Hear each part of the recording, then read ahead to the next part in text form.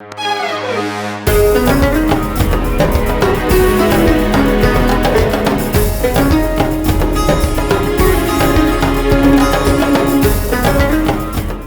رسول اللہ صلی اللہ علیہ وآلہ وسلم نے جائز، اس کو قرآن مجید نے شراب کو حرام کیا۔ یہ حضرت عمر کے دور میں نے سورہ بقرہ آیت نمبر 219 فرمایا یسألونک عن الخمر والمیسر قل فیہما اسم کبیر، یعنی آپ سے سوال کیا جاتا ہے، اے میرے حبیب آپ سے سوال کیا جاتا ہے شراب اور جوے کے بارے میں، کہہ دیجئے کہ ان دونوں میں بڑا گناہ ہے۔ اب یہ قرآن مجید میں اللہ تعالیٰ کی ذات فرما رہی ہے کہ یہ گناہ ہے، تو نماز کے قریب بھی نہ جاؤ جب تم نشے کی حالت میں ہو۔